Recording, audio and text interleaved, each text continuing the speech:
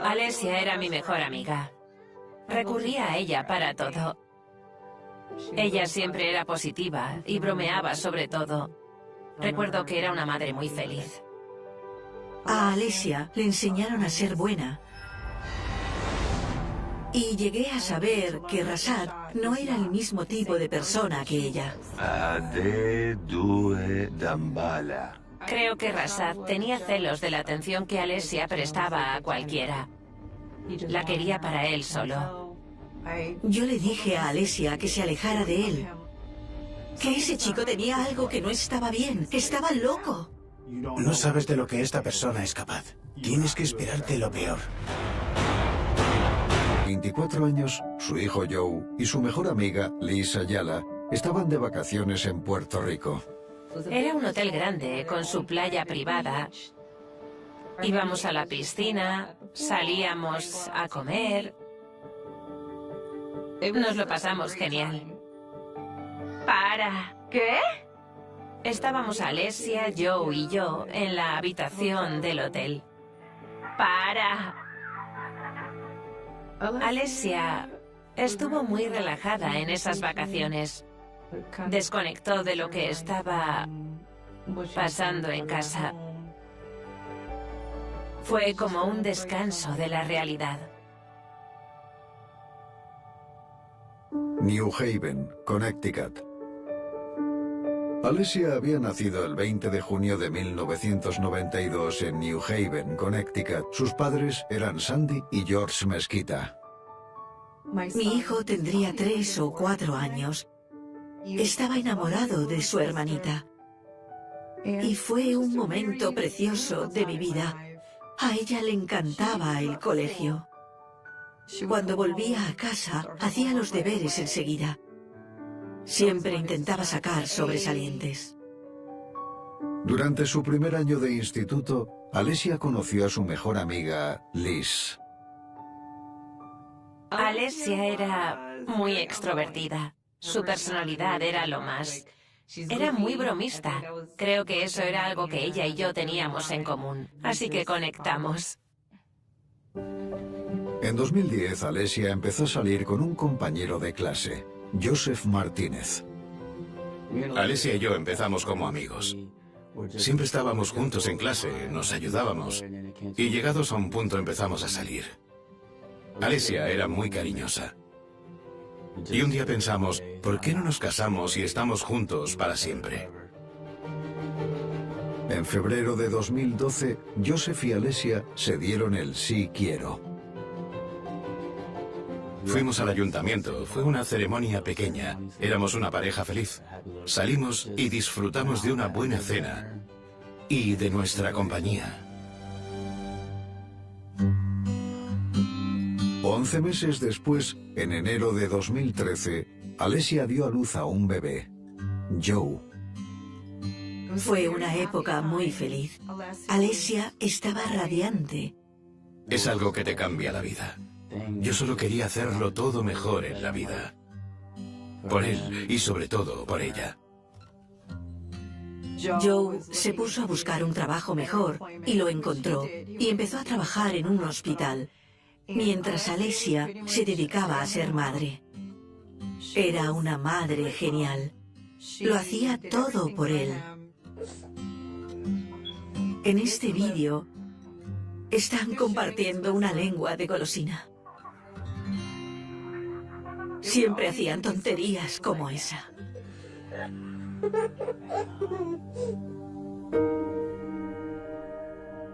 A pesar de ser madre, Alesia seguía pasando tiempo con sus amigas.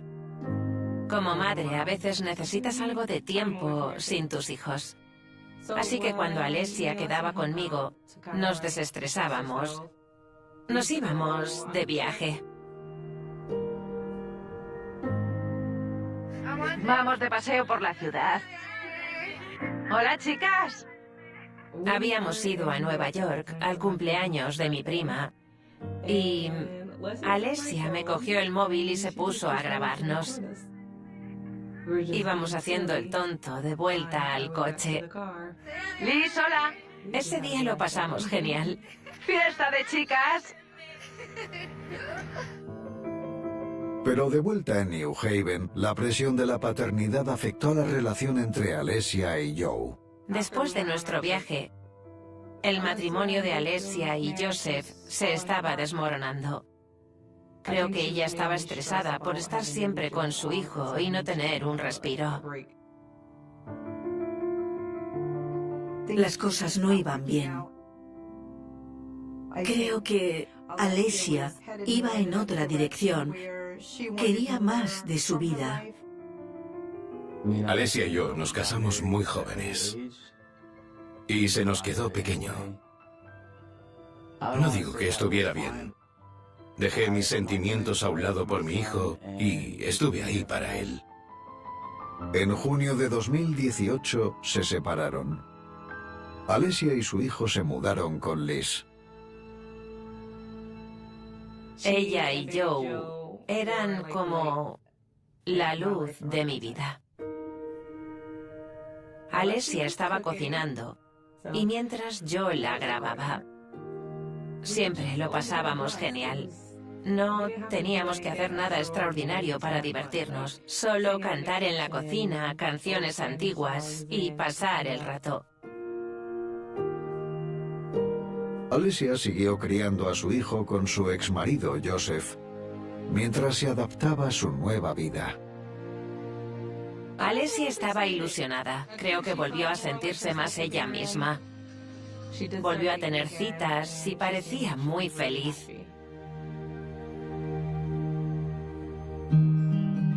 En noviembre de 2018, Alessia se mudó a una casa en West Haven con 2 amigos para tener más espacio para ella y para su hijo. Además, consiguió trabajo como auxiliar sanitaria en un centro de urgencias. Adoraba su trabajo. Le encantaba atender a los pacientes, ayudar a la gente. Quería crecer laboralmente. En enero de 2019, toda la familia se reunió para celebrar el 6º cumpleaños de Joe. ¡Cumpleaños feliz! Alessia le organizó una gran fiesta de cumpleaños con toda la familia. Estaba deseando soplar las velas y cantar cumpleaños feliz. ¡Te deseamos, Joe! Yo sentía que cuando estábamos juntos, Joe estaba súper feliz, porque quería que sus padres estuvieran juntos.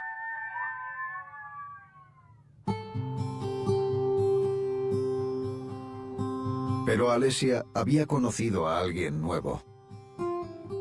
Me dijo que un chico que le gustaba de primaria había reaparecido y estaba quedando con él. Ella parecía bastante feliz.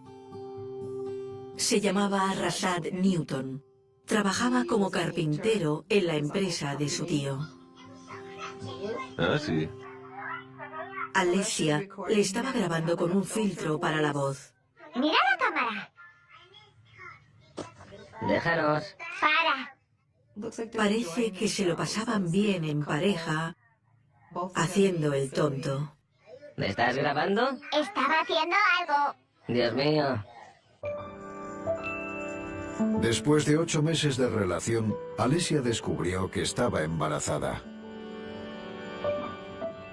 Alessia se hizo una ecografía y me la mandó.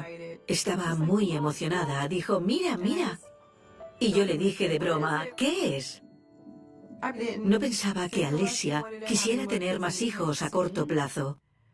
Pero creo que fue una sorpresa agradable para ella y se lo tomó bien.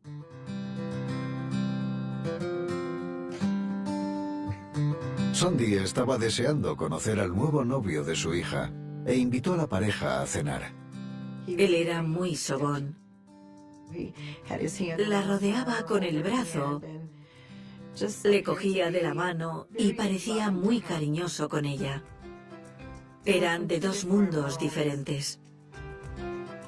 Era algo nuevo, algo divertido y emocionante. Y yo dije, bueno, ¿qué vais a hacer? Porque vais a traer otro bebé al mundo. Y él dijo, oh, yo estaré aquí para ella, la ayudaré. Yo le pregunté, ¿estás seguro? Y me contestó, sí, estaré ahí para ayudarla. A pesar de que comenzaba un nuevo capítulo en la vida de Alesia, su amiga Liz estaba preocupada. Cuando Alesia se quedó embarazada de Rashad, no nos veíamos mucho. Nos escribíamos de vez en cuando y ella me decía que me echaba de menos. Pero en lo de pasar tiempo juntas creo que Rashad era un poco estricto. Creo que Rashad tenía celos de la atención que Alesia prestaba a cualquiera. Alesia me contó que Rashad no se llevaba muy bien con su hijo Joe. Creo que él quería alejarlo de ella, pero Joe era el centro del mundo para Alesia. Eso me resultó alarmante.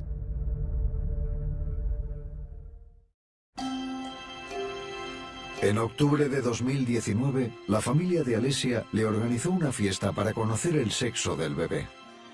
La temática de la fiesta era como de Halloween. La hicieron en octubre y usaron una calabaza para revelar el sexo. ¡Es una niña! Ella se alegró de tener una niña. Quería hacer muchas cosas y compraba cosas para el bebé. Rashad estuvo presente. No se relacionaba mucho con otras personas. Alesia me contó que le costaba llevarlo a cualquier parte porque él nunca hablaba con nadie. Así que ella intentaba no ir con él a ninguna parte. Pero cuando ella intentaba ir a algún sitio, él se lo ponía difícil. ¿Por qué vas? Así que la aisló de sus amigos. El hijo de Alesia, Joe, se alegraba de convertirse en hermano mayor. Alesia grabó un vídeo de él acariciándole la barriga cuando estaba embarazada. ¿Quieres a tu hermana? Sí. Él siempre me preguntaba, ¿cuándo va a salir? Y yo le decía, Joe, salen cuando quieren. Y él, pero yo quiero ver al bebé. Le hacía ilusión, eso seguro.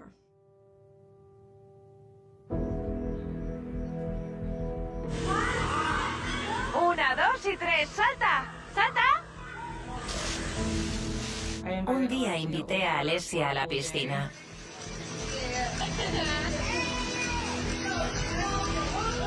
Y ella me preguntó si podía venir Rashad. Yo dije que claro, ella parecía feliz con él. Pero el día de la piscina, como que noté la energía de Rashad. ¡Mi bebé está nadando! ¡Mira! Ella quería meterse en la piscina, pero a él no le hacía mucha gracia. Él quería que estuviera sentada a su lado. Era celoso y controlador. La quería solo para él. Alesia era una persona que veía lo bueno de todos. Quizá viera algo bueno en él que nadie más podía ver. Yo nunca lo entendí, la verdad. Un día había salido con los niños y el padre de mis hijos. Mi hija Sasha me escribió y me dijo, ¿puedes venir a casa? Le pregunté si pasaba algo y ella me dijo que Rashad y Alesia estaban discutiendo en su cuarto. Él estaba gritando y Alesia también gritaba y Sasha tenía miedo. Cuando llegamos y abrí la puerta, pregunté qué pasaba. Él me miró y me dijo, tu hija siempre quiere discutir conmigo. Y ella dijo, él se piensa que soy tonta, porque miré su móvil y sé que está hablando con otras chicas. Al final, él acabó pidiendo perdón. Pero fue la primera vez que vi cómo era cuando discutían. Alesia siguió viviendo en el piso de arriba de la casa de sus dos amigos. Una noche, ella me escribió y tuve que leer el mensaje 2 veces. Fue como, ¿qué? ¿Qué dices? Ponía, Rashad ha disparado a mi compañero de piso. Se me paró el corazón. Le pregunté dónde estaba y me dijo, estoy en el coche. Me ha obligado a irme con él. Yo le dije, compárteme tu ubicación. Necesito localizarte. Ella me dijo, como se entere, se va a enfadar. Así que me monté en el coche con mi hijo y la seguimos. Alessia escapó del coche de Rashad en una gasolinera donde la recogieron Sandy y su hijo. Ella estaba muy alterada. Estaba llorando y temblando. Al salir del hospital, la policía de West Haven habló con el compañero de piso de Alessia que había resultado herido. Yo estaba abajo jugando a la consola y le oí gritando. Subí y le dije, escucha, te tienes que ir. Me da igual quién seas. Me da igual lo que seas para ella. Estás rompiendo cosas en mi casa. Has tirado el móvil al suelo y la estás liando. Mis hijos están abajo oyéndolo todo. Le dije, te tienes que ir. Me giré y vi que me apuntaba con una pistola. Con la pistola hacia abajo y entonces me disparó al brazo. El brazo se me quedó entumecido y sentí como si pesara más. La policía de West Haven emitió una orden de arresto para Rashad Newton. Al día siguiente, Alessia y su madre grabaron cómo había quedado la casa tras el tiroteo. Yo le dije a Alessia que se alejara de él. Que ese chico no estaba bien. Estaba loco. También hay en el baño. Alessia y su familia descubrieron que Rashad ya había tenido problemas con la policía antes. Alessia me contó que le habían arrestado. No estaba segura de por qué. Si hubiera conocido antes los antecedentes criminales de Rashad, creo que habríamos comprendido mejor quién era. Como Rashad tenía una pistola y había disparado a su compañero de piso, su vida corría peligro. Alessia estaba en un grave aprieto. A él le preocupaba la policía, así que cualquier cosa podría provocarlo. Ella decía, no lo entiendes. Si llamas a la policía, probablemente haga algo a él mismo o a los demás. Mientras Rashad se escondía de la policía, Alessia dudaba sobre su futuro con él. Me dijo, mamá, me siento mal por él. No sé qué hacer ahora mismo. Solo quiero tener el bebé y luego ya veremos.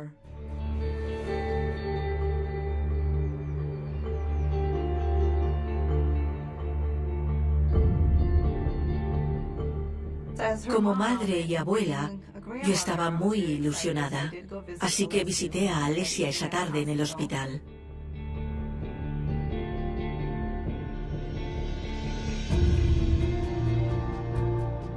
Rashad estaba allí y también le di la enhorabuena. Parecía muy emocionado. Tenía a la bebé cogida en brazos. Mira, mamá, ¿ya puedes andar? ¿Ya puedes andar? Esto es cuando Leilei era un bebé y Rashad la tenía en brazos. Jugaba con ella y la miraba. Y Alessia disfrutaba de que Rashad ejerciera de padre con el bebé. Me pareció que podía ser un nuevo comienzo para los dos, que iban por buen camino. Pero el comportamiento de Rashad no había mejorado. Yo tenía miedo.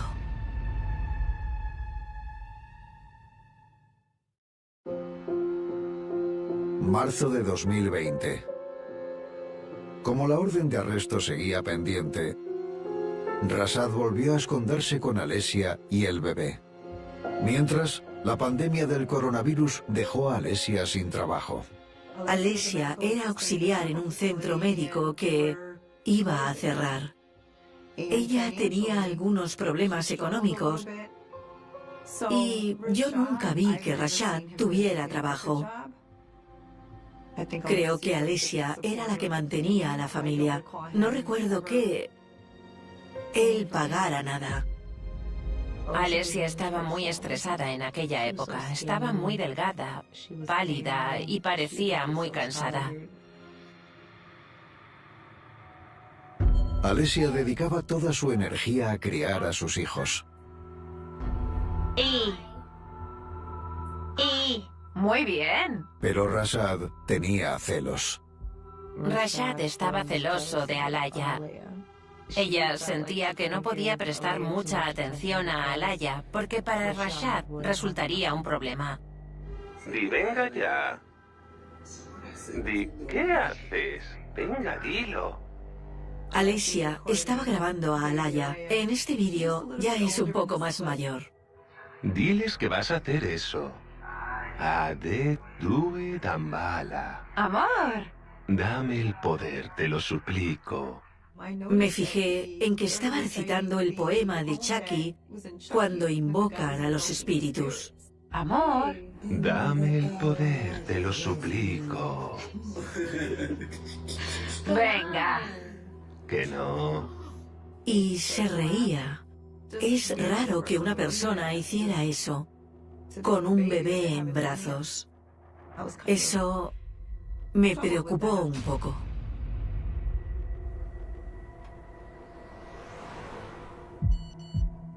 En junio recibí un mensaje del móvil de Alesia diciendo que necesitaba dinero para la grúa. Y claro, le mandé el dinero. Liz llamó a Alesia para ver si estaba bien, pero no le contestó. Así que acabé escribiendo a su madre para ver si estaba bien.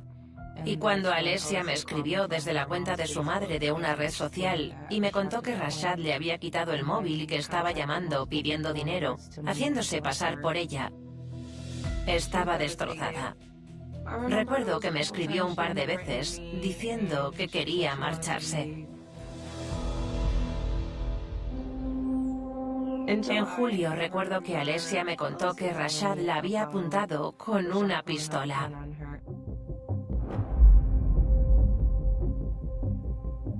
Ella estaba completamente bajo su control. Aceptaba cosas que normalmente no habría aceptado. Creo que él la manipuló hasta el punto de sentir que era lo que se merecía.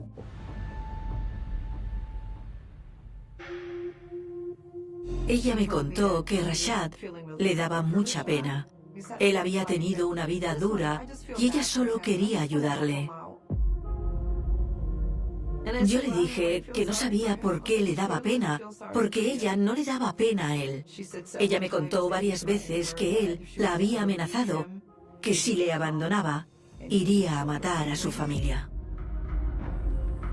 Ella conocía a Rashad mejor que nadie. Y creo que pensaba que no tenía escapatoria. Alesia se puso en peligro para proteger a todos los que ella amaba.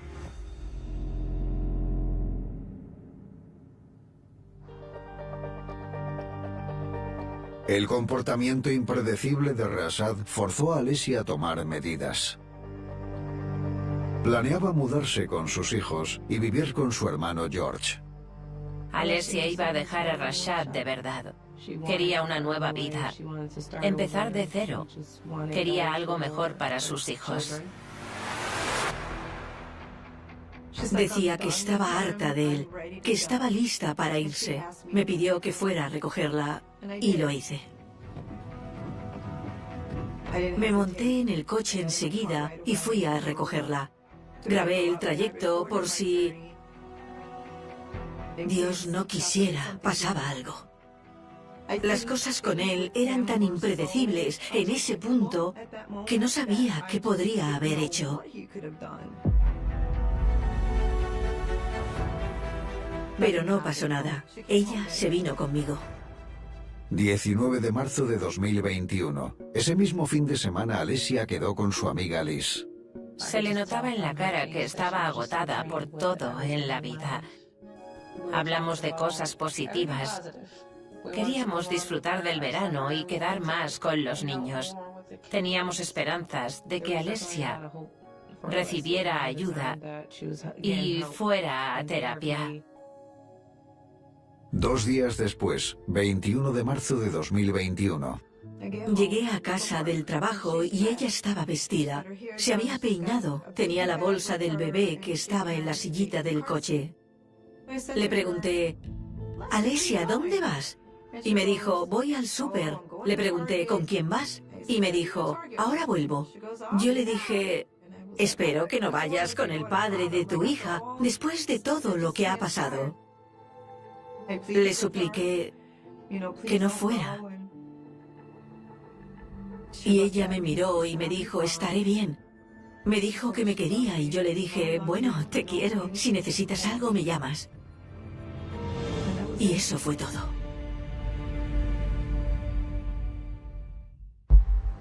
...22 de marzo de 2021... Yo estaba trabajando en una obra en el cruce de Quinnipiac Avenue y Clifton Street. Mientras nos instalábamos, a las 9:19, oí 5 o 6 ruidos muy fuertes. Me pregunté si serían petardos o disparos. Vi a un hombre al otro lado de la calle con una pistola en la mano, junto a una mujer que estaba en el suelo, al lado de un vehículo. Llamé por radio a la central e informé del tiroteo. El sospechoso se montó en el coche y se fue. Cuando me acerqué a la víctima, era evidente que tenía varias heridas de bala y una muy grave en la cabeza. Entonces llamé a una ambulancia. Y también llegaron refuerzos. Cuando llegué allí, la mujer no respondía. Los sanitarios nos dijeron que había fallecido. El inspector Conklin se hizo cargo de la investigación. En la escena cerca del cuerpo de la señorita Mesquita había una mochila con algunos efectos personales y también había algunos casquillos. El objeto que me llamó la atención a mí y a otros inspectores fue un biberón. Eso nos indicó que obviamente había habido un bebé involucrado en la escena. El agente Mortali empezó a entrevistar a varios testigos del suceso. Hablé con un par de testigos. Un individuo al que entrevisté declaró que había sido un hombre negro, con pelo negro y que medía aproximadamente 1,80. También describió su ropa, una camiseta negra y unos vaqueros. Acabamos emitiendo una alerta por los canales de radio y también a las localidades de alrededor de que estábamos buscando un vehículo concreto. Y también dimos la descripción del sospechoso. El vehículo escapó a toda velocidad. En la escena los inspectores encontraron el carné de la víctima. La víctima fue identificada como Alesia Mesquita. Una mujer joven residente de New Haven vivía a unas manzanas de la escena del crimen. Era poco después de las 9 de la mañana. Recuerdo que estaba sentada en el sofá y oí varios disparos. Tuve una rara sensación en el estómago y oí que alguien llamaba a la puerta. Pregunté quién era y dijeron Departamento de Policía de New Haven. Me preguntaron si conocía a Alesia Mesquita. Yo le dije que sí, que era mi hija.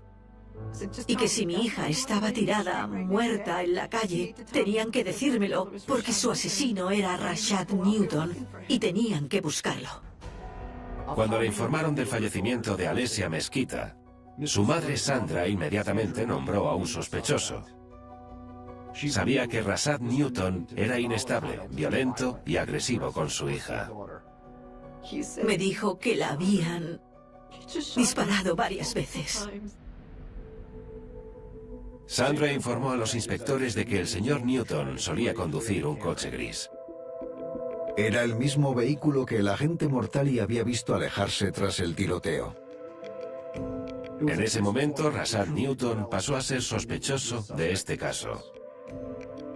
Sandy también informó a los inspectores de que la noche anterior la víctima había salido de su residencia para reunirse con Rashad y con su hija pequeña, Alaya.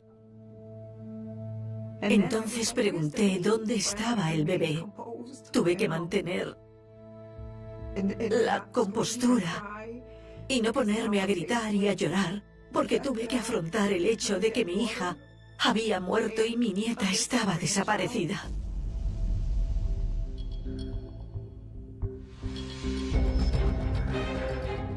Activamos una alerta por toda la región para que el público, aparte de otros cuerpos de seguridad, estuviera al tanto de que buscábamos a esa niña. Daba miedo pensar que en la escena de un homicidio había un bebé cuyo paradero se desconocía. La noticia del asesinato de Alessia se propagó por la comunidad. Vi una notificación de la hermana de Alessia. Era un mensaje de voz. Gritaba a pleno pulmón que Rashad la había matado. Fue horrible. Creo que nunca me sacaré ese sonido de la cabeza. Me llamó el hermano de Alessia al trabajo y ese día fue como una montaña rusa de emociones. Entonces fui a buscar a mi hijo. Le dije, bueno, tu madre ahora está en un lugar mejor. Sabes que te quiere y que yo estaré ahí para ti y estarás a salvo conmigo. Así que compartimos ese momento. La policía organizó la búsqueda de Rashad y del bebé desaparecido. Buscamos a los vecinos de la zona que tuvieran una cámara que apuntara en la dirección en que se había cometido el crimen. Por suerte, accedieron a que revisáramos las imágenes. Sabíamos exactamente lo que había sucedido. Se veía un vehículo llegar a la intersección y detenerse.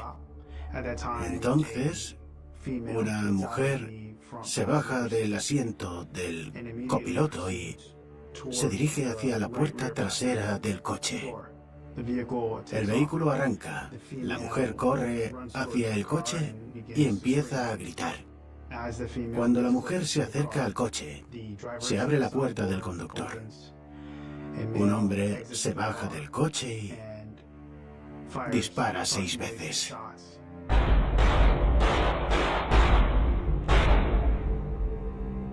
Se ve que la mujer cae al suelo. Entonces, el hombre vuelve a montarse en el coche y desaparece del plano. Pudimos compartir una descripción del sospechoso y del vehículo que conducía por la zona y también por las localidades de alrededor.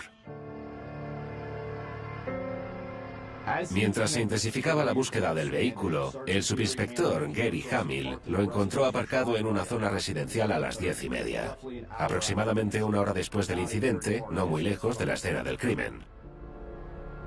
Los agentes miraron dentro del vehículo por la ventanilla y comprobaron que había una sillita de bebé dentro del coche.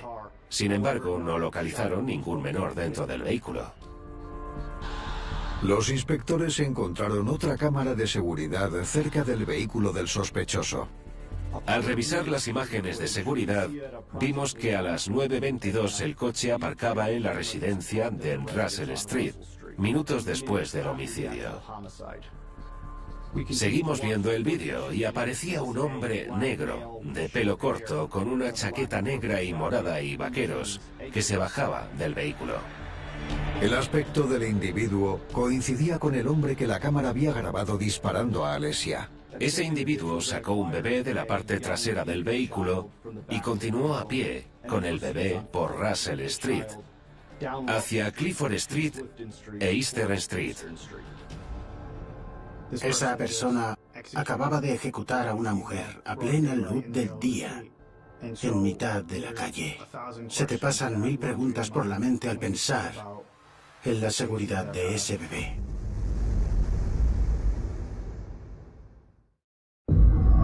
...22 de marzo de 2021... El inspector Cordero y su compañero patrullaron por Eastern Street, la dirección en la que se veía al sospechoso en el vídeo. Yo estaba aparcado y a cierta distancia pude ver que había un grupo de gente saliendo de una residencia. Parecía que tenían un bebé bajo una manta. Todo sucedió muy rápido, porque iban corriendo hacia un coche aparcado en la acera de enfrente. Mientras nos acercábamos, sacamos nuestras armas. Enseguida admitieron estar relacionados con Rashad Newton. Al final, esa familia acabó confirmando que era el bebé que buscábamos. El alivio por haber encontrado al bebé fue increíble. Tras responder unas preguntas, no presentaron cargos contra la familia y pudieron irse. Los agentes descubrieron que un departamento de policía local buscaba a Rashad por disparar al compañero de piso de Alesia hacía más de un año. Así que trataron de localizarlo y establecieron un perímetro alrededor de la residencia. No sabes de lo que esta persona es capaz. Tienes que esperarte lo peor. Mientras yo estaba en la parte trasera de la casa, escuché gritos en la parte delantera y nos informaron de que una mujer había puesto lo que parecía una gorra con un arma de fuego dentro en el suelo y que gritaba que el sospechoso estaba dentro y que no le hicieran daño. Uno de los agentes gritó por el sistema de megafonía del coche patrulla para que el sospechoso saliera de la vivienda. Poco después, mi compañero me gritó desde atrás que el sospechoso estaba saliendo por la parte trasera de la casa. Fui corriendo para prestarle apoyo. Lo esposaron, lo metieron en un vehículo de la policía y entonces se lo llevaron a la comisaría.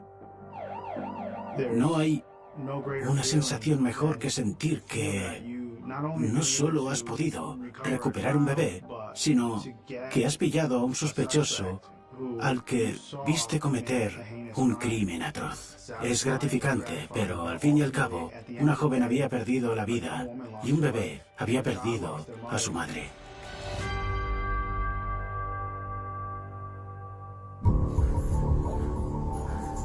En la comisaría, el inspector Conklin entrevistó a Rashad Newton. El señor Newton se mostraba muy abatido, muy sombrío y cabizbajo. Durante la entrevista, el señor Newton proporcionó una confesión completa del homicidio de la señora Mesquita. Cuando paré el coche, ella se bajó. Y a mí se me fue la olla, estaba harto. ¿Y qué hiciste? Entonces yo disparé. No sé ni cuántas veces. La maté, tío. La maté. Lo que pudimos averiguar sobre esa mañana es que se habían despertado en un hotel cercano y habían ido en coche hasta New Haven. Mientras conducían por New Haven, la señorita Mesquita y el señor Newton tuvieron una discusión en el coche, discutieron dentro del coche. Llegó un momento en el que la señorita Mesquita quiso bajarse del coche y le dijo que parara. Él lo hizo y ella se bajó del coche. Cogió sus pertenencias, su mochila, las bolsas de la compra y, como cualquier madre, fue a sacar a su hija del asiento trasero. Cuando ella bajó del coche, el señor Newton arrancó abruptamente haciendo que la señorita Mesquita gritara por su hija. Entonces él paró. En ese momento se bajó del vehículo y estalló, y empezó a dispararle.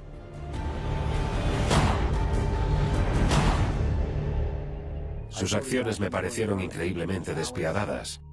Entiendo que las parejas discuten. Lo que no puedo entender es que un individuo dispare a un ser querido, a la madre de su hija, por una discusión de la noche anterior.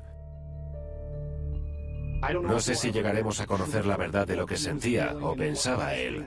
Mencionó que se había quedado en blanco, en mi opinión, para evitar la responsabilidad de sus actos. Cuando estuvo bajo custodia comprobamos sus antecedentes penales, lo cual reveló que era un delincuente convicto. Tenía una letanía de delitos penales por los que había sido condenado antes de este incidente. Ciertamente eso daba una imagen negativa del señor Newton. Según su historial criminal, ya lo habían arrestado con armas de fuego. Ya lo habían arrestado anteriormente por agresión. Había participado en la venta y consumos de narcóticos. Eso no le dejaba muy bien. El señor Newton fue acusado de asesinato, tenencia ilícita de armas de fuego y riesgo de lesión a un menor. El 25 de marzo de 2021, amigos y familiares se reunieron para homenajear a Alessia. Por desgracia, cuando Alessia falleció, no tenía seguro de decesos. Así que no sabía cómo iba a enterrar a mi hija, pero toda la comunidad se reunió y crearon una cuenta para recaudar dinero. Ella había impactado en la vida de tanta gente que salía gente de la nada. El apoyo fue abrumador. Fue muy conmovedor y emotivo. Una montaña rusa de emociones. Llegamos, nos sentamos y mi hijo no podía ni mirar. Estaba muy consternado. Parecía Blancanieves. Un coche de caballos la llevó al cementerio. Y a mí me pareció precioso. Se fue como una princesa, como una reina en realidad.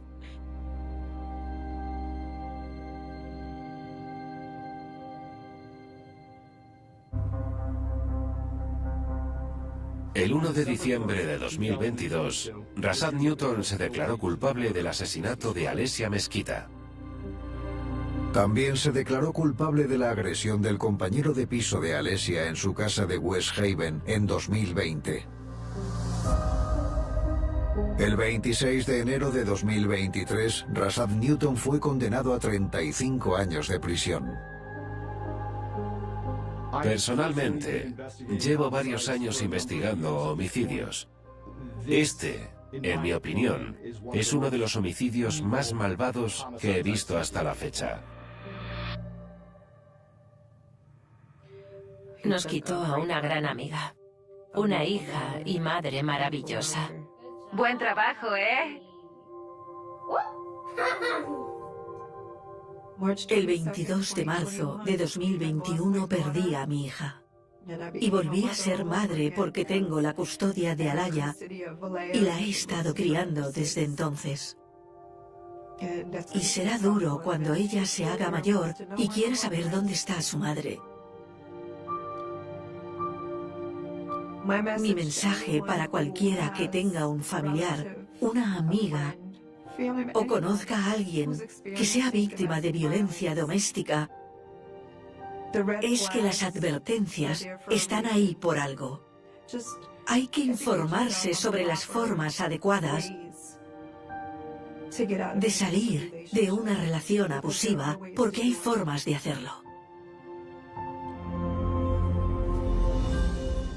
Y que no tengan miedo. Hay momentos que parecen detener el tiempo. Instantes en los que todo lo que conocíamos hasta entonces se quiebra en 1000 pedazos, sin darnos siquiera la oportunidad de entender por qué.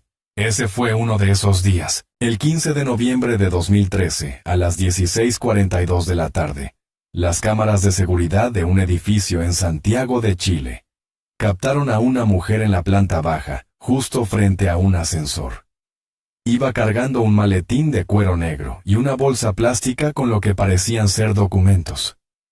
Llevaba puesta una chaqueta color burdeos, el cabello oscuro recogido en una coleta informal, y una expresión de urgencia contenida, como si el tiempo se le escapara por entre los dedos. Se llamaba Valentina Ruiz, tenía 38 años, era abogada penalista, madre de un niño de 6 años, y tenía una reunión importante ese día. Una reunión que nunca llegó a tener. Durante los siguientes minutos, el video de esa cámara sería revisado más de 100 veces por detectives fiscales familiares y periodistas. No por lo que sucedió dentro del ascensor, sino por lo que ocurrió justo antes de que se abrieran sus puertas. Valentina no murió en el ascensor. ni después de subir. Valentina murió antes de subir al ascensor. Y sin embargo, nunca apareció su cuerpo. Ese viernes, Santiago parecía normal. Las oficinas se iban vaciando poco a poco, los atascos habituales se formaban en las avenidas centrales, y los comercios comenzaban a cerrar sus persianas.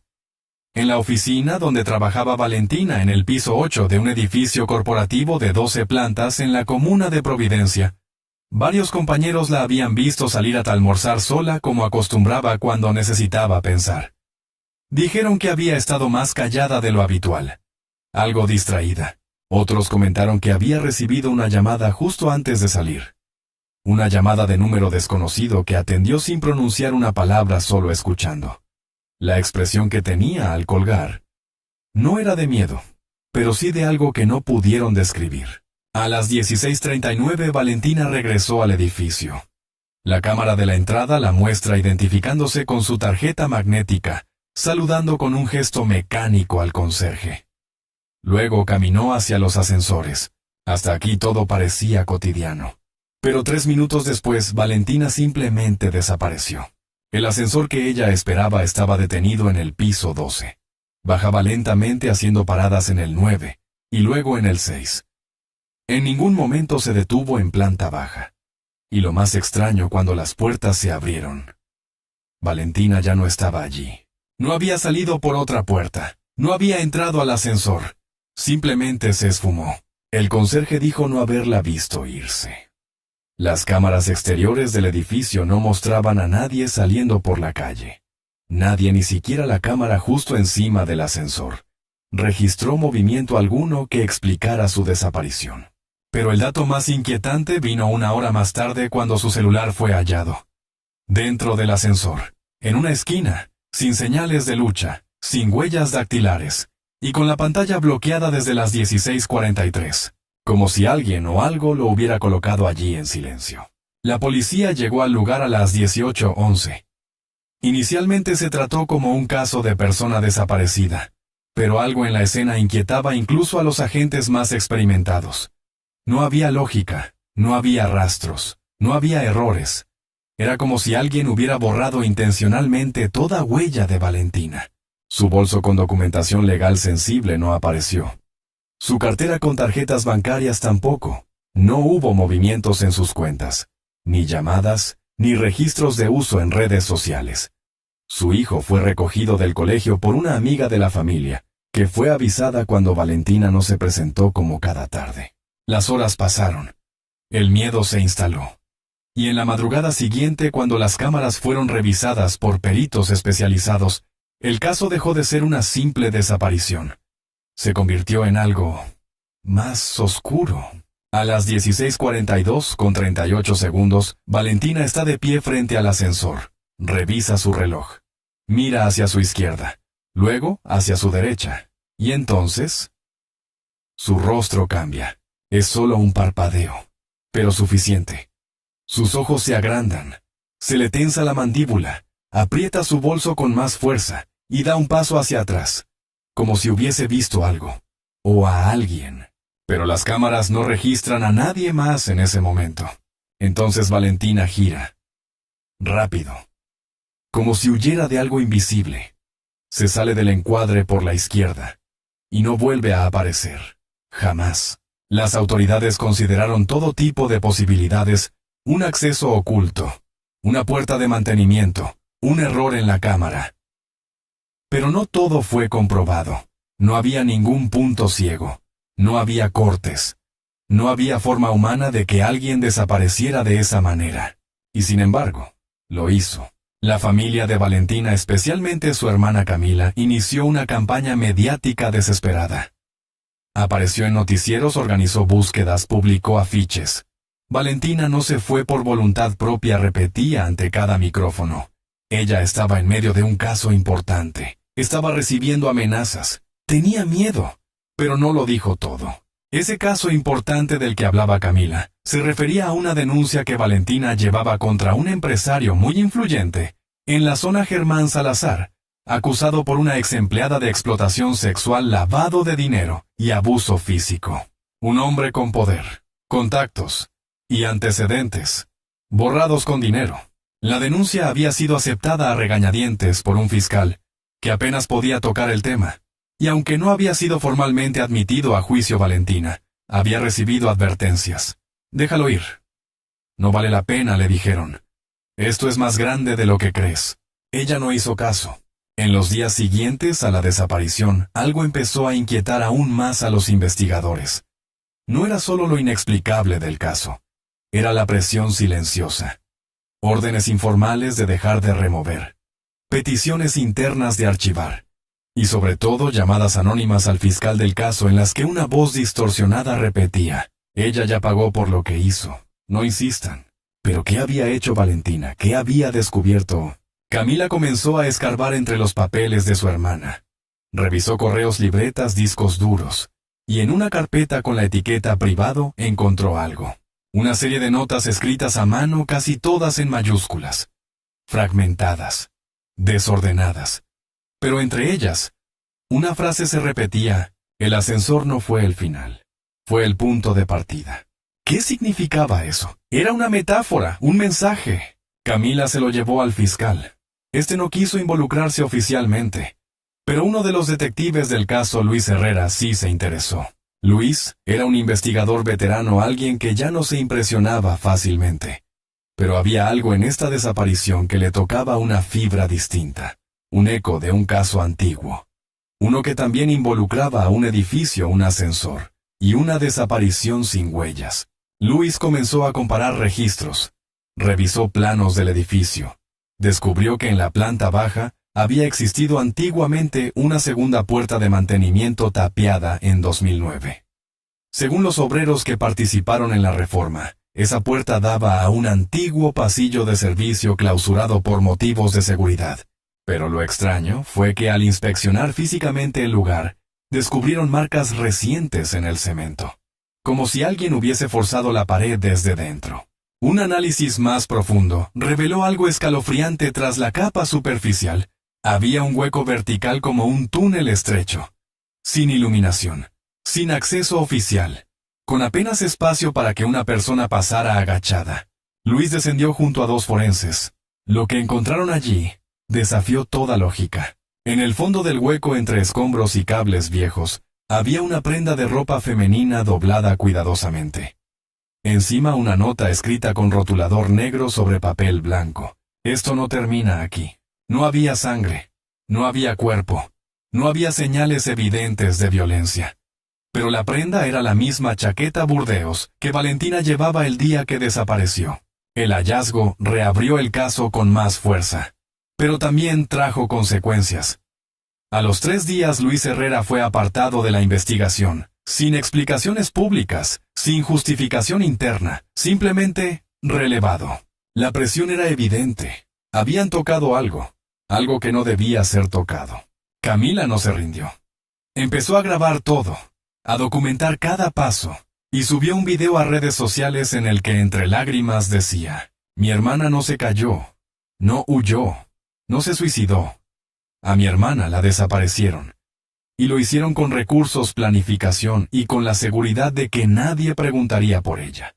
Pero yo no voy a parar, y ustedes tampoco deberían. Ese video se viralizó. La historia comenzó a escalar a medios internacionales. Y fue entonces cuando llegó el segundo golpe. Una nueva desaparición. Misma ciudad, mismo edificio, mismo lugar frente al ascensor. Pero esta vez no fue una mujer. Fue un hombre. Y fue grabado. Entero. La desaparición de Valentina ya se había convertido en una herida abierta para su familia, para su hijo, para su hermana Camila, y para todos los que de una u otra forma sabían que algo más oscuro se escondía tras esa escena imposible. Pero lo que nadie esperaba era que a menos de 2 semanas alguien más simplemente se desvaneciera. En el mismo lugar. Esta vez fue diferente. El edificio ya estaba bajo observación. Las cámaras funcionaban perfectamente, y toda la entrada, el hall y los ascensores estaban monitoreados en tiempo real por un equipo privado contratado por Camila. Por eso cuando un hombre llamado Iván Sepúlveda, contable de 42 años, que trabajaba en una consultora en el mismo edificio que Valentina, Desapareció sin dejar rastro frente al mismo ascensor. Los investigadores ya no pudieron alegar fallas técnicas ni casualidades, porque esta vez el video mostraba todo, segundo a segundo, sin cortes, sin efectos visuales. Solo una escena tan absurda, tan perturbadora, que quienes la vieron en directo quedaron paralizados durante minutos. Eran las 08:27 de la mañana. Lunes. Iván, como de costumbre, llegó temprano. Saludó al guardia, revisó su celular mientras caminaba por el hall. Se detuvo frente al ascensor, apretó el botón para subir. Y esperó. Todo esto quedó grabado con nitidez. No había nadie más en la zona. Nadie detrás, nadie al costado, nadie bajando por las escaleras. Y sin embargo, mientras el ascensor descendía desde el piso 11, algo comenzó a cambiar en la postura de Iván. Primero inclinó la cabeza, como si escuchara algo. Después frunció el ceño. Y de pronto, se llevó ambas manos a los oídos. Como si un sonido insoportable comenzara a retumbar en su cabeza. Como si una frecuencia aguda lo estuviera destruyendo por dentro. Retrocedió un paso, luego 2, y miró al techo. No gritó, no pidió ayuda, solo se desplomó, rígido, inmóvil, con los ojos abiertos. Y entonces, esto quedó captado en 3 ángulos distintos, su cuerpo desapareció. No se arrastró, no se evaporó, simplemente dejó de estar. En menos de un segundo. Las cámaras no se apagaron. El video no se interrumpió. Un fotograma mostraba su cuerpo tirado en el suelo. Y al siguiente, el espacio vacío. El equipo de seguridad se quedó helado. Uno de ellos vomitó en el pasillo. Otro llamó al 133 en estado de shock. Cuando la policía llegó, encontró el mismo escenario de Valentina, nada. Ni sangre, ni objetos, ni señales de arrastre. Solo una carpeta en el suelo con papeles contables del piso 9. Y encima una nota escrita a mano con tinta azul, en un papel que parecía arrancado de una libreta común. ¿Creen que esto es casualidad? Camila fue informada apenas 1 hora después. Ella misma se presentó en el lugar con una determinación que dolía. Exigió ver las grabaciones. Y cuando terminó de verlas, solo dijo, ahora les toca creerme. Durante los días siguientes, la presión pública se volvió insoportable para las autoridades. 2 desapariciones, misma ubicación, mismas condiciones imposibles. Un fiscal fue designado exclusivamente para el caso. Se trataba de Eduardo Ferreira, un hombre que había ganado notoriedad por su trabajo en casos de corrupción y que no tenía vínculos conocidos con Salazar, ni con el entorno político del edificio. Ferreira fue claro desde el primer día. No voy a cerrar este caso hasta que encuentre a Valentina Ruiz y a Iván Sepúlveda, vivos o muertos. Era una promesa peligrosa. Durante los interrogatorios surgieron 2 datos clave. Primero, que Iván Sepúlveda había trabajado como perito contable en al menos 3 casos donde figuraba Germán Salazar como parte involucrada. Segundo, que apenas una semana antes recibió un correo anónimo que decía, no subas al ascensor el lunes. Hay cosas que no se perdonan. La esposa de Iván mostró el mensaje desde la bandeja de entrada. Fue enviado desde un correo sin remitente visible, con redireccionamiento cifrado. Pero lo más inquietante era la línea final del correo. Ella tampoco debió subir, pero lo hizo, y ahora lo sabe. Ella, Valentina. Ferreira ordenó una revisión completa del sistema de seguridad del edificio. Ingresó con autorización judicial a la administración. Solicitó los planos arquitectónicos originales, y lo que descubrió fue tan perturbador como revelador. El edificio había sido construido en 1996, y según los planos originales, el núcleo del ascensor tenía una doble estructura, un eje principal, y uno secundario que nunca fue utilizado. Según los ingenieros, el segundo eje estaba diseñado para un ascensor de carga que nunca se instaló, pero no fue eliminado. Solo quedó inactivo, sellado, oculto tras una falsa pared en la planta baja. Ferreira exigió abrir esa pared, con martillos, con taladros, con lo que hiciera falta. Cuando la rompieron apareció el hueco vertical, vacío, oscuro, cubierto de polvo, pero no completamente. porque en el fondo visible desde arriba había algo brillante, una cadena dorada, con una medalla en forma de cruz, la misma que Valentina usaba todos los días. Descendieron 2 rescatistas con linternas. Camila observaba desde una esquina, y entonces uno de ellos gritó, «¡Aquí hay algo más!». No era un cuerpo, ni una prenda. Era un papel plastificado pegado con cinta adhesiva al muro de concreto. Y sobre él, una frase escrita con rotulador negro, letra mayúscula. «Esto no es un ascensor, es una sentencia». El silencio fue absoluto. Nadie sabía qué significaba eso. Pero Ferreira empezó a intuir que estaban ante algo mucho más grande. No solo una desaparición, no solo un crimen. Una estructura, un mecanismo, un patrón. Y mientras todo eso sucedía en otro rincón de Santiago, un hombre se acercaba al diario El Observador con una carpeta en la mano.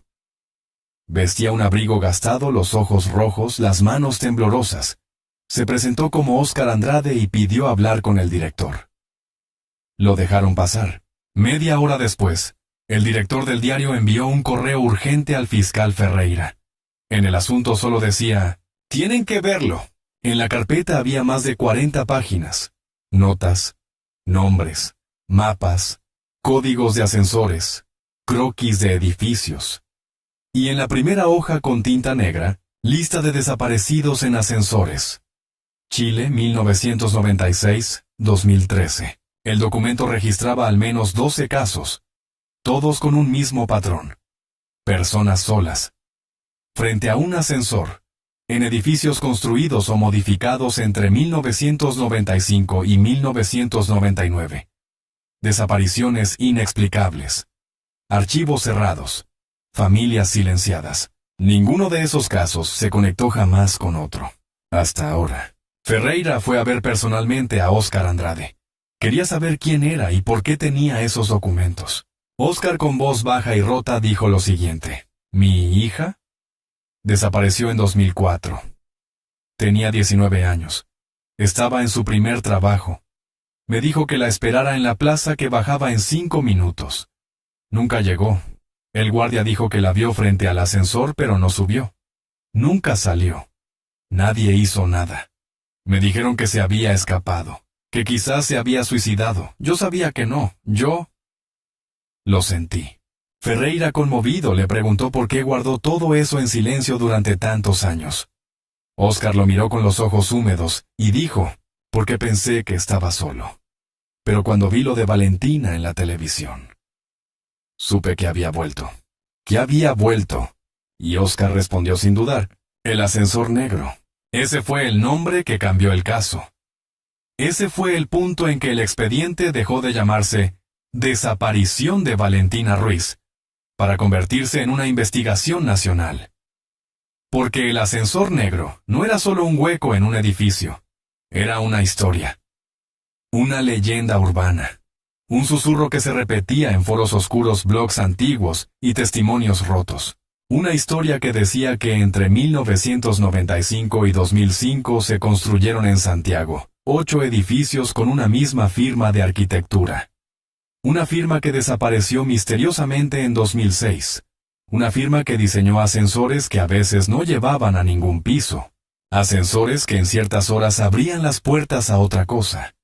Y quienes entraban, ya no regresaban. Ferreira pidió el nombre de la empresa. Óscar lo tenía subrayado en un papel. Constructora Estigia. Estigia. Como el río que según la mitología griega separaba el mundo de los vivos y los muertos. Camila recibió la noticia esa misma noche. Llevaba días sin dormir. Apenas comía. Pero cuando escuchó ese nombre, algo se encendió en su memoria. Estigia. Estigia, repitió Valentina. Tenía una nota con ese nombre. Corrió a buscarla. Rebuscó entre papeles, carpetas, libretas. Y allí estaba. Un post-it doblado entre las páginas de una agenda del año anterior. En letras rápidas y urgentes. ¿Qué es Estigia investigar? Nombre aparece en carpeta GS. GS Germán Salazar. La conexión estaba hecha. Y por primera vez parecía haber un camino. Pero justo cuando el fiscal Ferreira se preparaba para interrogar a Salazar, un nuevo hecho sacudió todo. Uno que nadie pudo prever.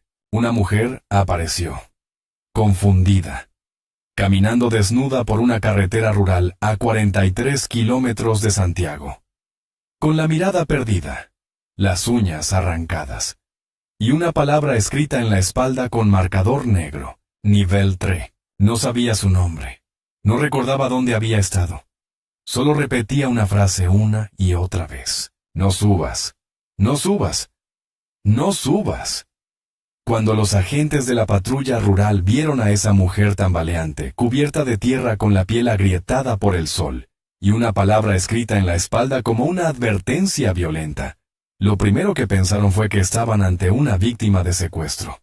Pero lo que no sabían aún, y que cambiaría radicalmente el curso de la investigación, era que aquella mujer no era una desconocida. Estaba viva, respiraba, caminaba, aunque por dentro parecía haber muerto muchas veces. Uno de los policías la cubrió con una manta, le ofrecieron agua. Ella la escupió. Le preguntaron su nombre. Ella no respondió. Solo repetía entre dientes con voz baja y áspera, una frase como un mantra: no subas, no subas, no subas. Cuando la llevaron al hospital, la médica de guardia detectó signos de desnutrición severa, trauma físico y múltiples lesiones antiguas mal cicatrizadas. Tenía cortes curados en la parte interna de los muslos, uñas arrancadas de raíz y rastros de haber estado atada por las muñecas y los tobillos durante largos periodos. Pero lo más desconcertante era que no tenía signos recientes de agresión. Aquella mujer no había escapado hacía unas horas. Probablemente había estado desaparecida por años. Al ingresar sus huellas al sistema, la confirmación llegó en menos de media hora. Nombre: Catalina Guzmán. Edad: 27 años. Desaparecida 21 de mayo de 2007. Última vez vista esperando el ascensor en el edificio Galeno Comuna de Ñuñoa. ¿Un edificio? Diseñado por Constructora Estigia. Los médicos se miraron en silencio. Uno de ellos dejó caer la carpeta. Catalina llevaba 6 años desaparecida, y ahora estaba allí sin saber quién era, murmurando una advertencia que nadie comprendía. El fiscal Ferreira llegó al hospital esa misma noche. Entró a la habitación con delicadeza. La mujer estaba acostada con los ojos abiertos clavados en el techo como si viera algo que los demás no podían ver. Se acercó, la llamó por su nombre. Ella giró la cabeza lentamente. Catalina. Ella lo miró con pavor y susurró: ¿Es real? ¿Esto es real? Ferreira asintió, y ella, en un hilo de voz como si el aire le doliera, dijo: ¿Estoy afuera? Las semanas siguientes fueron una mezcla de desconcierto clínico, tratamiento psiquiátrico y revelaciones lentas y fragmentadas.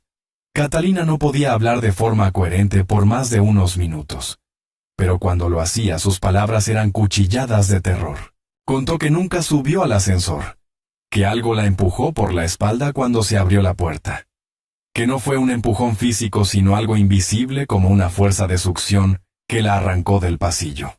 Y después, solo oscuridad. Dijo que despertó en un lugar sin luz, sin ventanas. Un sitio que olía a óxido, a humedad, a encierro. Un lugar al que ella llamaba el hueco sin tiempo. Allí, aseguró, había otras personas. Algunas lloraban, otras rezaban, y otras simplemente se quedaban en silencio como si ya hubieran aceptado que jamás saldrían. Ferreira intentó obtener coordenadas, detalles físicos, alguna pista concreta, pero Catalina no hablaba con lógica. Mezclaba descripciones. Hablaba de escaleras que no llevaban a ningún piso, de pasillos que daban vueltas sobre sí mismos, y de gritos lejanos que no venían de garganta humana. Un día Camila fue a visitarla. Entró en silencio. Catalina la miró, y sus ojos cambiaron. Se llenaron de lágrimas. Tú la buscas», dijo Catalina, a la mujer del ascensor. Camila se acercó de inmediato. «Valentina, ¿sabes algo? ¿La viste?» Catalina se encogió. Ella gritó. «Mucho. La llevaron abajo. Abajo. Más abajo». ¿Abajo a dónde? ¿Al nivel 3? Ese mismo nivel que alguien había escrito en su espalda. Una palabra maldita. Un lugar que no existía en ningún plano. A raíz de ese testimonio, el fiscal Ferreira reabrió todos los archivos de construcción de edificios levantados por Estigia. se centró en los pozos de ascensores.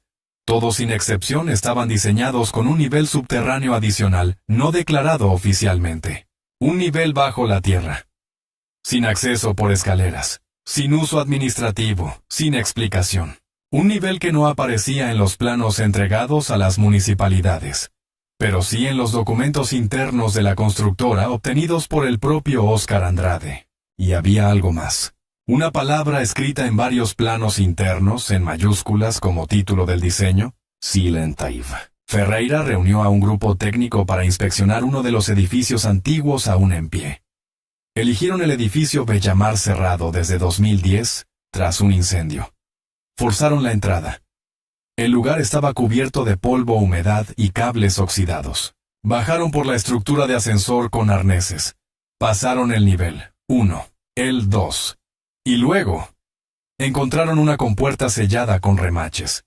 Detrás, un pasillo angosto, sin iluminación, con un fuerte olor a moho y algo más, difícil de describir. Avanzaron, las linternas titilaban, la señal de radio se distorsionaba. Y entonces, al fondo del pasillo, la linterna de uno de los rescatistas captó algo. Una puerta metálica pintada de negro, sin pomo. Sin cerradura. Solo una inscripción grabada con gubia en letras desprolijas. Estás en el nivel 3. Nadie se atrevió a cruzarla. Las órdenes eran claras: explorar, documentar, no entrar sin autorización. Pero el ambiente era denso. Uno de los ingenieros sufrió un ataque de ansiedad. Otro comenzó a sangrar por la nariz sin razón aparente. Una cámara GoPro dejó de grabar sin explicación aunque su batería estaba completa. El equipo salió. Llevaban el video, fotografías, y una muestra de óxido extraída de la compuerta. Al analizarla se descubrió que el material contenía rastros de sangre humana antigua, mezclada con partículas de arsénico y mercurio. Elementos impropios de una construcción moderna, pero sí comunes en antiguas cámaras de aislamiento químico. Ferreira estaba superando los límites de lo explicable. Lo que parecía un caso de desaparición ahora bordeaba lo inhumano, lo clandestino, lo ritual. Mientras tanto, Germán Salazar, el empresario en la sombra, no había sido visto públicamente desde hacía semanas. Su empresa seguía operando, pero él había desaparecido de la prensa, de las redes, de los registros.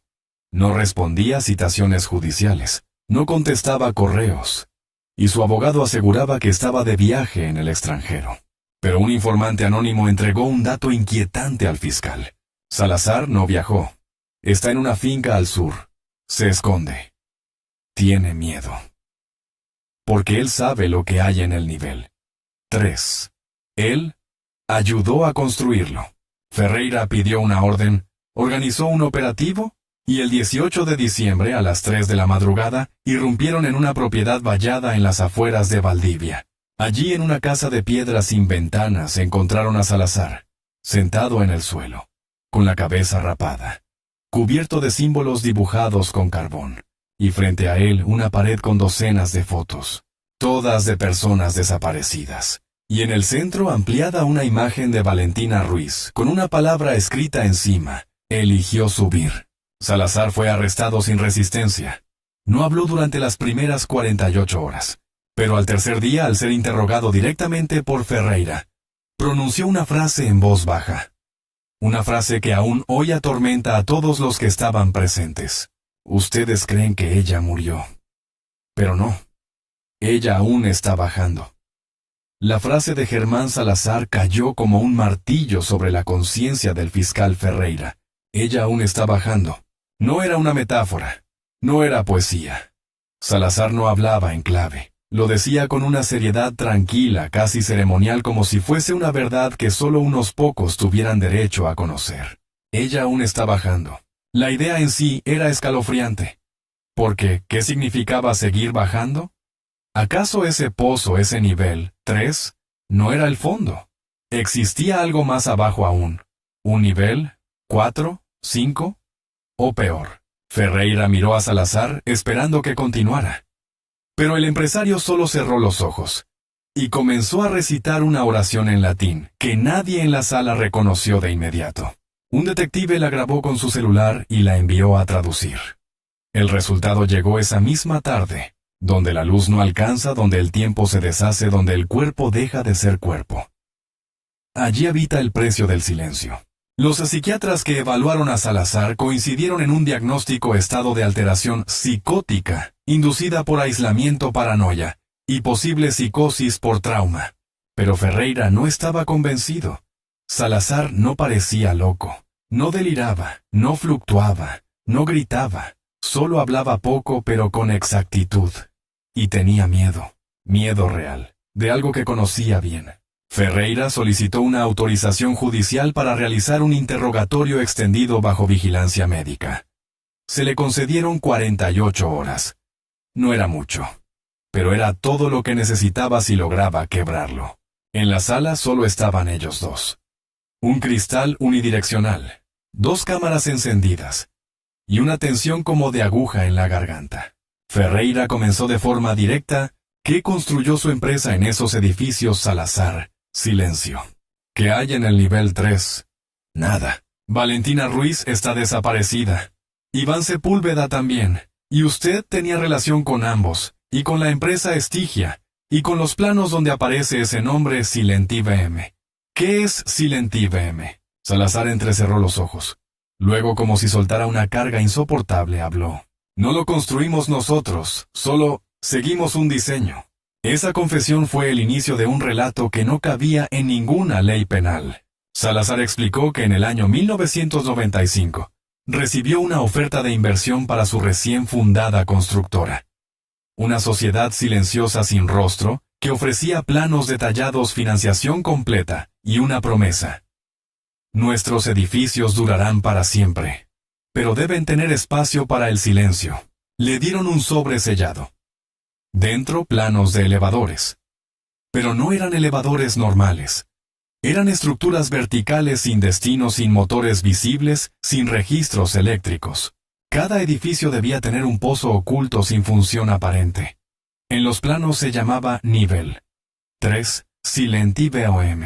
A cambio, Salazar recibiría beneficios multimillonarios, acceso a terrenos, licencias aceleradas y protección legal. Y así fue. Durante 10 años construyó 8 edificios con ese diseño. Nunca preguntó, nunca entró a esos pozos, hasta que una persona desapareció. Ocurrió en 2003. Una recepcionista de apenas 22 años. La vieron por última vez entrando a su trabajo en uno de los edificios Bellamar. Salazar fue notificado, revisó las cámaras, lo que vio.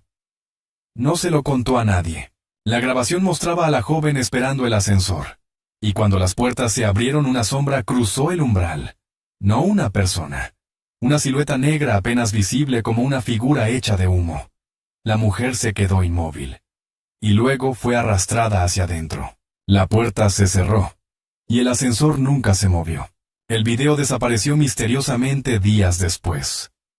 La policía archivó el caso como persona desaparecida sin indicios de crimen. Salazar, aterrado, intentó clausurar los pozos, pero recibió una llamada desde un número desconocido. El silencio debe continuar, le dijeron. Tú firmaste, tú construiste, tú abriste el pasaje. Ferreira estaba atónito. ¿Está diciendo que usted firmó un pacto? Salazar asintió. No un pacto, un compromiso. Uno que no comprendimos, hasta que ya era demasiado tarde. ¿Quiénes son ellos? No lo sé. Nunca los vi. Solo recibía instrucciones. Siempre por correo físico, jamás digitales. En sobres negros. Con tinta invisible que solo podía leerse con luz UV. Entregados en sitios públicos por personas distintas como si fueran actores contratados para una obra que solo ellos entendían. ¿Y qué querían a cambio? Solo una cosa, acceso. En ese instante Ferreira sintió cómo la realidad se disolvía a su alrededor. Porque si todo lo que Salazar decía era cierto, entonces estaban hablando de algo más que secuestros, más que asesinatos. Estaban hablando de un sistema, de una red organizada para entregar personas. ¿A quién? ¿Por qué? ¿Para qué? Aún no lo sabía, pero cuando regresó a su oficina, lo esperaba una carpeta manila sin remitente. Adentro había una foto recién impresa tomada con cámara térmica. Mostraba el pozo del nivel 3 del edificio Bella Mar. Y en el centro de la imagen se distinguía una figura humana, con los brazos extendidos, y una chaqueta burdeos. Era Valentina, o alguien con su ropa. Y seguía ahí abajo. ¡Viva! Ferreira no dudó. Organizó una nueva expedición. Camila exigió ir con ellos. «No vas a detenerme, es mi hermana, y está viva, yo lo siento». La bajaron con arnés. 2 expertos en rescate, un médico, y Ferreira contra toda recomendación. Descendieron más allá del nivel. 3. Rompieron la puerta metálica, y al otro lado no había muro. Había un túnel cubierto de musgo, como si fuera más antiguo que el mismo edificio, como si ya estuviera ahí mucho antes de que los cimientos se colocaran. Y al fondo, una luz débil, titilante, y una voz que Camila reconoció de inmediato. «Valentina, Valentina». La voz se quebró. La luz tembló. Y entonces, un grito, inhumano, horrible, como si saliera de una garganta muerta, como si el propio edificio rugiera desde sus entrañas. Las linternas parpadearon. Uno de los rescatistas cayó al suelo convulsionando. Ferreira arrastró a Camila hacia atrás, y cuando miraron atrás, la puerta por donde habían entrado ya no estaba. Solo había oscuridad. Estaban atrapados, dentro del túnel, bajo el edificio, sin salida, con un sonido que no cesaba, como un zumbido, como un lamento, como un ascensor que nunca deja de bajar. La oscuridad no era ausencia de luz. Era una presencia, densa, viva, como si respirara desde las paredes, como si se deslizara detrás de sus pasos, como si observara. Camila lo sintió primero. No era miedo. Era una certeza visceral, algo estaba allí con ellos. Algo que no caminaba, que no tenía forma, pero que llenaba el espacio como un gas invisible. ¿Ferreira?, susurró con voz temblorosa. «Sigue caminando», dijo él sin atreverse a girarse. «No mires atrás». El túnel se estiraba en silencio. El eco de sus pasos parecía apagado, como si el lugar absorbiera el sonido, la energía, incluso el pensamiento. El aire olía a metal oxidado y a tierra vieja, a encierro, a tiempo detenido. Uno de los rescatistas iba detrás de ellos con la linterna apuntando al suelo. El otro aún convulsionaba unos metros más atrás, pero se negaban a dejarlo. Ferreira trató de pedir ayuda por radio, pero solo recibió un chillido agudo que le perforó el oído. «No hay señal, ni siquiera ruido blanco, solo eso», dijo con el rostro sudoroso. Y de pronto al fondo una figura. Silueta humana, delgada, de espaldas, quietud total. Camila dio un paso adelante. «Valentina», susurró. La figura no se movió. «Valentina», gritó. Y entonces, la figura giró lentamente la cabeza. Pero no completamente, solo hasta la mitad. Y luego, se deshizo. Como ceniza flotando en el aire. Como si nunca hubiese estado allí. Ferreira la sujetó antes de que Camila cayera al suelo. No era ella, era algo más. Entonces, ¿qué era? ¿Qué estamos viendo? ¿Qué es este lugar? Y como si la pregunta hubiese sido escuchada, una vibración recorrió el túnel. Una especie de pulso, como un latido. Y luego una voz lejana. Una voz sin cuerpo. Una voz que imitaba la de Valentina. Pero no era Valentina. No todos vuelven. No todos pueden. Algunos se quedan por siempre. Camila se tapó los oídos. El rescatista apuntó la linterna al frente. La luz tembló, y entonces la vieron. Una puerta común, de madera gastada, con una cerradura simple. Pero en su superficie había algo escrito con marcador rojo. «No la abras si amas a alguien». Camila temblaba. Ferreira también. Pero ninguno se detuvo, porque sabían que lo que hubiera detrás de esa puerta era la única forma de entender todo. Ferreira giró el picaporte. La puerta se abrió, y lo que encontraron no era un sótano, ni un depósito, ni una cámara de tortura.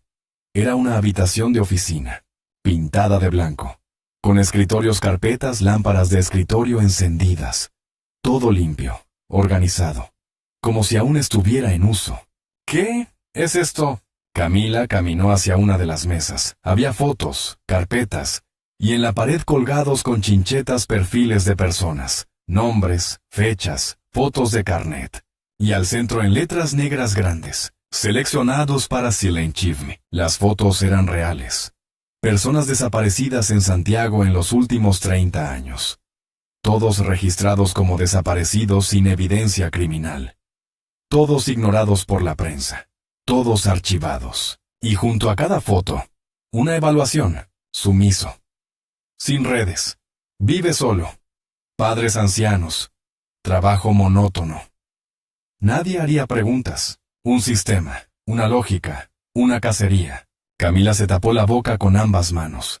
Ferreira se acercó a una carpeta más gruesa. La abrió. Y allí estaba. Valentina Ruiz. Su ficha. Su foto. Su historia. Y una anotación final escrita en rojo. Perfil rebelde. Investigadora, riesgo alto. Priorizar extracción silenciosa. Camila se desplomó. Ferreira no podía dejar de leer. Había fechas. Correspondencia interna. Nombres de jueces, fiscales, policías. Y al final de todo, una lista. Con 10 nombres. Nombres nuevos. Nombres aún no desaparecidos. Camila miró con los ojos abiertos de par en par. Ferreira. Ese es mi nombre. El fiscal miró. Allí estaba. Camila Ruiz. Marcada como sujeto relacionado. Emocionalmente vulnerable. Potencial entrada al sistema. Y justo debajo, Eduardo Ferreira. Obstáculo sistémico. Alto riesgo. Monitorizar. Activar protocolo de disuasión. Ferreira dio un paso atrás. Las manos le temblaban. Entonces la luz de las lámparas comenzó a apagarse una por una. Ploc, ploc, ploc, hasta que todo quedó en sombras, y se oyó una risa. No era una risa humana. Era como si la estructura se riera, como si el ascensor, el edificio, el sistema, se burlara de ellos.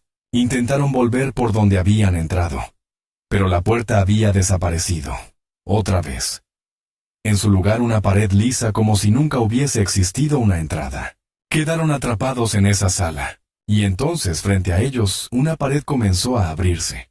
Un panel deslizante. Y detrás, una cápsula. Una especie de ascensor. Antiguo. Metálico. Con solo una palabra escrita en letras desgastadas. Bayar. Camila miró a Ferreira. No tenemos otra opción, dijo él. ¿Y si es una trampa? Todo esto ya es una trampa. Subieron. La puerta se cerró.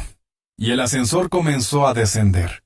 No había botones, ni luces, solo la sensación de que bajaban, durante minutos, horas, o quizás más. Y entonces se detuvo.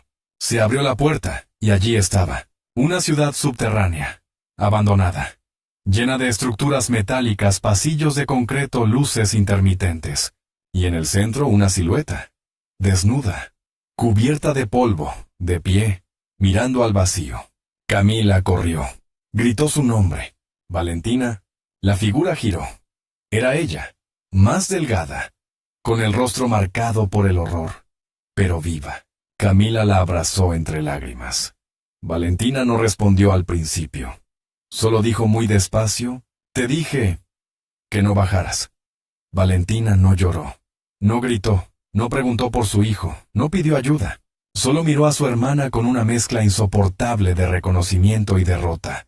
Como si la realidad misma se le hubiera quebrado dentro, como si ya no supiera quién era, ni dónde empezaba su cuerpo, y dónde terminaba el silencio que la había consumido. Ferreira no podía creer lo que veía. Había leído informes, había investigado desapariciones, había interrogado a psicópatas, pero nunca había sentido algo tan denso, tan inhumano como esa ciudad debajo de la ciudad.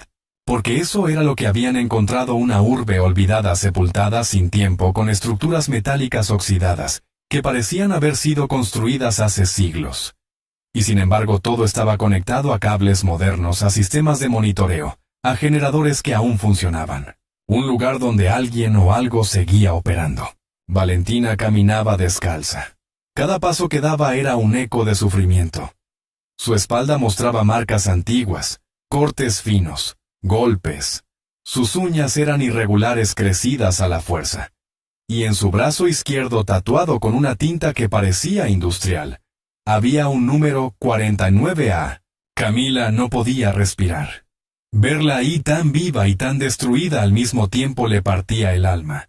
¿Quién te hizo esto?, preguntó con la voz quebrada. Valentina no respondió. Se limitó a mirar el ascensor por el que habían llegado. Y susurró. Ese no es el único. Ferreira la tomó con delicadeza por el hombro.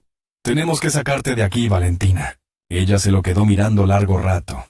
¿Crees que se puede salir de un lugar que no existe? Camila la abrazó más fuerte. Sí, vamos a sacarte, estás viva. Lo lograste, estás conmigo. Pero Valentina negó lentamente con la cabeza. No es solo un lugar. Es una idea. Una puerta que se abre cuando el mundo ya no te ve. Cuando nadie te busca.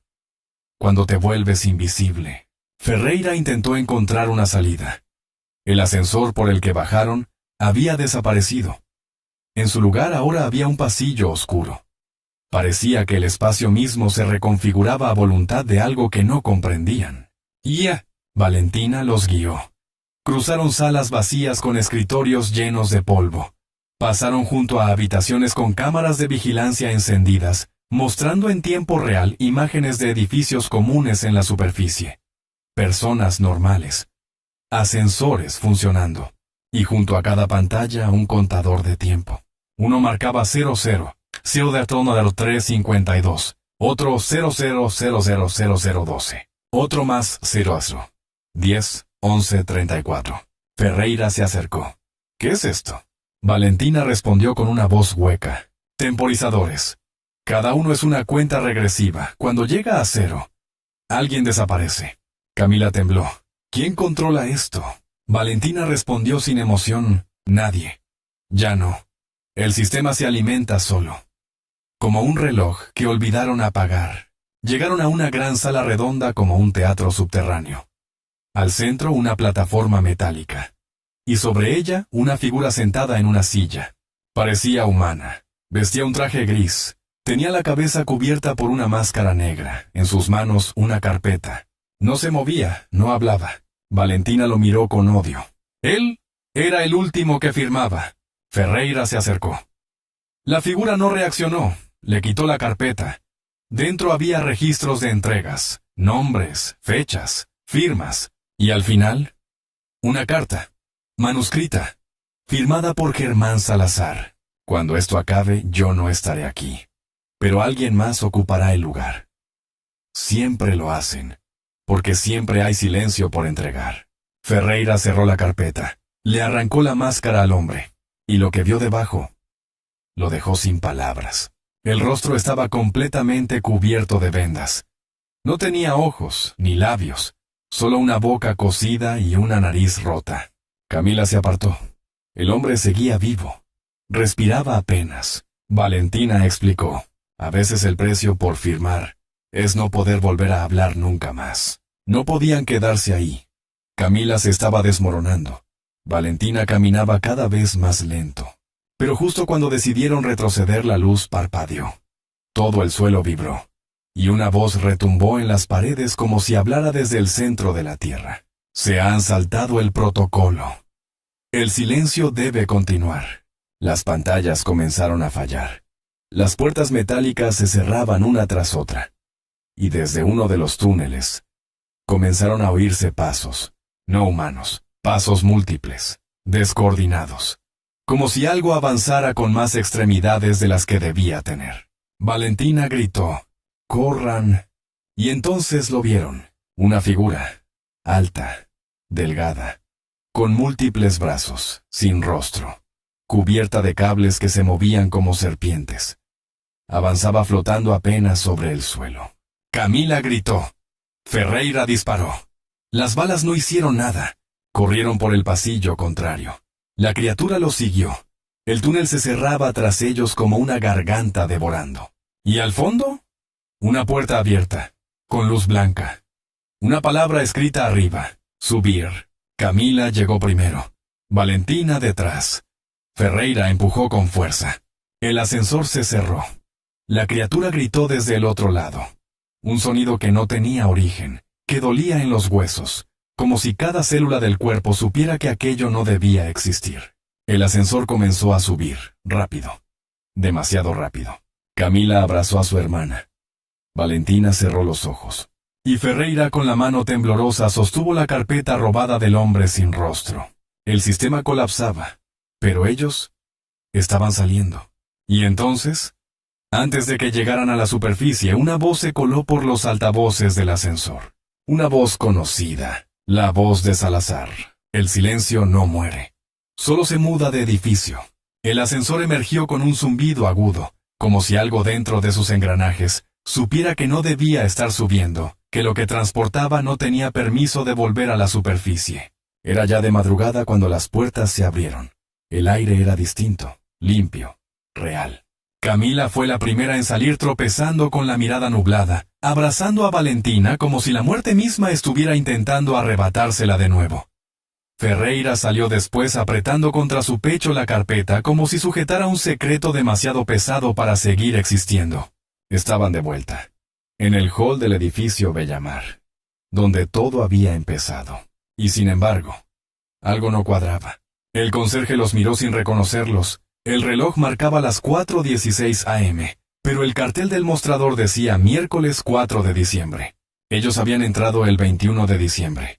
Habían estado abajo 2 semanas. Y sin embargo, afuera no había pasado ni una hora. Camila fue llevada al hospital junto con Valentina. Las autoridades, alertadas por la activación súbita del ascensor sellado, enviaron patrullas. Pero ya era tarde para cerrar el caso en silencio. Demasiadas cosas se habían roto. Ferreira entregó el contenido de la carpeta a la Fiscalía General. Incluía pruebas físicas, registros, documentos que conectaban a Salazar y a otros nombres aún más altos con la existencia y funcionamiento de los pozos de Silentibme. Las grabaciones del túnel del rostro vendado de la criatura de las salas del sistema de selección, todas fueron copiadas y archivadas. Pero no todas llegaron al público, porque lo que ocurrió después fue lo que nadie esperaba. Al día siguiente, Ferreira fue apartado de su cargo, sin explicación formal. El informe fue reservado. La investigación fue transferida a un grupo especializado, y todo rastro de la carpeta desapareció del sistema digital. Camila protestó. Apareció en medios, mostró fotos, testimonios, pero fue silenciada. Las redes cerraron sus cuentas. Su número fue filtrado. Recibió amenazas. Valentina, por su parte, no volvió a hablar. Después del hospital fue llevada a una clínica privada, diagnosticada con trastorno de estrés extremo con episodios psicóticos. Sus palabras eran confusas, mezcladas. Y una frase volvía una y otra vez. Ellos no duermen. Ellos están construyendo otro. Y tenía razón. Un arquitecto anónimo envió semanas después un correo cifrado a un periodista local. Adjuntó planos, firmas, licencias. Era un nuevo edificio, en el centro de Santiago, diseñado por una empresa nueva, de nombre Limpio. Pero en uno de los planos oculto tras líneas técnicas, volvía a aparecer el término nivel, tri, silencio. El sistema seguía vivo, silencioso, invisible, pero latente. Ferreira, ya fuera del Ministerio Público, desapareció de la vista pública. Se dijo que se había ido del país. Pero Camila lo encontró semanas después en un motel rural a 108 marzo de Santiago. Estaba demacrado, ojeroso, con el rostro ajado como si llevara años sin dormir. Ella no le dijo nada. Solo le entregó una copia impresa de una carta escrita a mano. Era de Valentina. Si estás leyendo esto, significa que lo logramos, que alguien volvió. Pero no es un final. No puede serlo. Hay más como yo, algunos aún vivos, otros que ya no recuerdan cómo era tener nombre. Están allá abajo. No todos pueden subir. Algunos. El silencio los devoró. Pero mientras quede una historia, una voz, un recuerdo. El ascensor aún no ha ganado. Y tú debes contarla. Ese día Ferreira comenzó a escribir. No para la justicia, no para un tribunal, sino para dejar un testimonio. para que cuando todo volviera a repetirse, porque volvería alguien pudiera reconocer las señales. Y tú, quien escuchas esta historia, ya conoces las señales. Así que la próxima vez que te pares frente a un ascensor solo, y veas que las puertas se abren, sin que nadie lo haya llamado, y que el ascensor no tiene luz, y que dentro no hay números, ni botones, ni reflejo en el espejo, no entres, porque quizás no subas. Quizás como Valentina, empieces a bajar. Y entonces ya no seas tú, sino un número más, un expediente archivado, una ficha, una carpeta más en el sistema que nadie ve, en el sistema que no hace ruido, en el sistema que se alimenta del olvido, en Silentaivum.